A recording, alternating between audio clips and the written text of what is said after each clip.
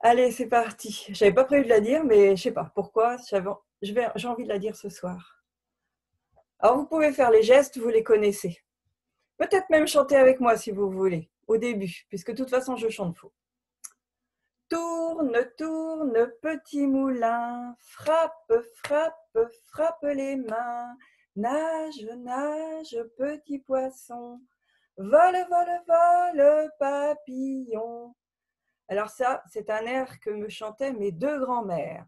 Ma grand-mère, née en Suisse, germanophone, et mon autre grand-mère, vendéenne. Mais cette chanson-là, Aurélie, elle la chante aussi à son fils, à Tiburce. Il est allongé sur la table allongée, et elle chante pendant qu'elle lui change la couche.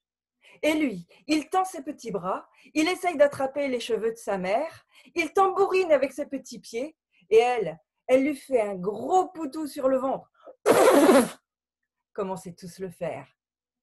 Ça rigole dans cette maison, quand soudain, le grand noir, elle tient le bébé, elle entend un bruit sur les tuiles, parce que là on est en Vendée, sur les tuiles du toit de la maison. Kirikari, kirikara, et des grattements, des grattements. Elle lâche le bébé, la lumière revient, Tiburce est là, allongé, sur la table allongée. Il ne bouge pas, il ne rit pas, il ne pleure pas non plus. Il la regarde, fixement. Elle le prend dans ses bras, elle descend dans la salle en bas et elle l'installe dans son transat. Elle l'attache bien. Il ne rit pas, il ne pleure pas. Il la regarde, fixement. À un moment, c'est l'heure de la tétée, elle le prend, elle lui donne le sein, il tète, goulûment. Et elle retourne à nouveau lui changer sa couche. Mais cette fois-ci, il ne tambourine pas avec ses petits pieds. Il n'essaye pas d'attraper ses cheveux. Il ne crie pas. Il ne pleure pas. Il la regarde, fixement. C'est l'heure de se coucher. Tiburce va dans son lit à barreaux et Aurélie dans sa chambre. Le lendemain, waouh, hey, la première nuit complète depuis des mois. Oh ben, elle va dans la chambre de Tiburce. Il a les yeux ouverts. Elle le prend dans ses bras. Oh merci Tiburce, merci pour cette belle nuit. Tu m'en feras d'autres des comme ça. Hein. Elle va lui changer sa couche. Mais il n'essaye pas d'attraper ses cheveux. Il ne crie pas, il ne pleure pas. Il la regarde, fixement. Passent les jours. Et c'est vrai que toutes les nuits sont des nuits complètes. Il n'y a plus de cris dans cette maison, plus de pleurs, mais plus de rires non plus. Et puis, elle a beau prendre Tiburce dans les bras, elle se rend compte que demain, il va falloir qu'elle aille voir le pédiatre, il va falloir qu'on passe Tiburce sur la balance et elle le sent bien. Tiburce n'a pas pris de poids.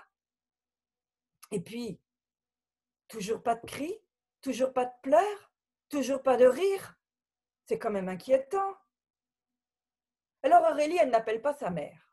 Elle n'appelle pas sa grand-mère non plus.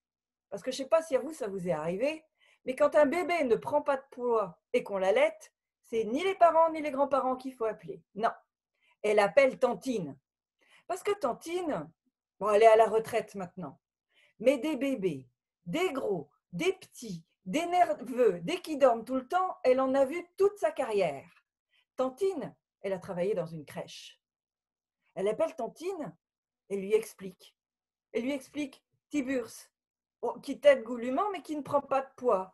Tiburce, qui ne crie pas, qui ne pleure pas, qui ne rit pas non plus. Et quelques minutes après, Tantine est derrière la porte. Aurélie lui ouvre. Tantine voit Tiburce s'installer là, tranquillement, dans le transat. C'est sûr, il ne crie pas, il ne pleure pas, il ne rit pas, il la fixe de ce regard. Aurélie, dans ton jardin, là devant la maison, j'ai vu une drôle de plante. Tu pourrais pas venir avec moi puis m'expliquer un peu ce que c'est? et Aurélie de sortir et de rejoindre sa tantine dans le jardin. Aurélie, c'est vrai que des bébés, j'en ai vu. Des petits, des gros, des qui marchent à 9 mois, des qui attendent 2 ans, des qui parlent à 6 mois, ou presque, et des qui attendent 3 ans. Mais un bébé comme ça, qui me regarde fixement, j'en ai jamais vu. Par contre, la grand-mère de ma grand-mère m'avait parlé d'une époque lointaine où les fées vivaient près des maisons des gens. Et les fées, ce qu'elles aiment faire, c'est de rentrer chez les gens, d'emprunter leur bébé et d'à la place de laisser un de leurs bébés à elles. Eh bien, tu sais, c'est ce bébé-là qui est chez toi. Oh, le tien, sois tranquille. La fée, là où elle s'en occupe comme si c'était le sien et presque aussi bien que toi, tu t'en occuperais. Mais le bébé qui est là, dans 2 ans, dans 10 ans, dans 100 ans, ce sera toujours un bébé.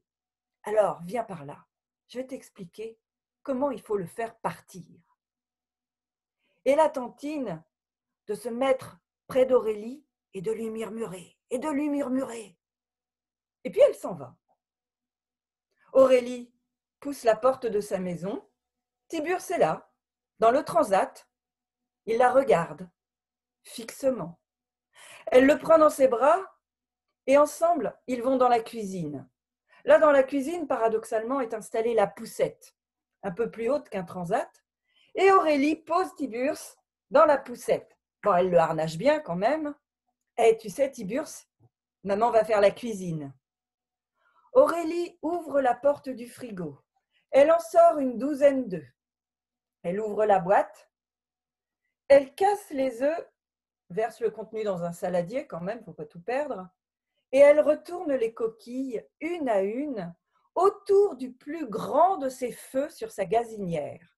Le gros feu, vous savez, celui où on met à mijoter. Elle a cassé toutes les coquilles, ça fait donc 24 demi-coquilles renversées, posées autour du grand feu.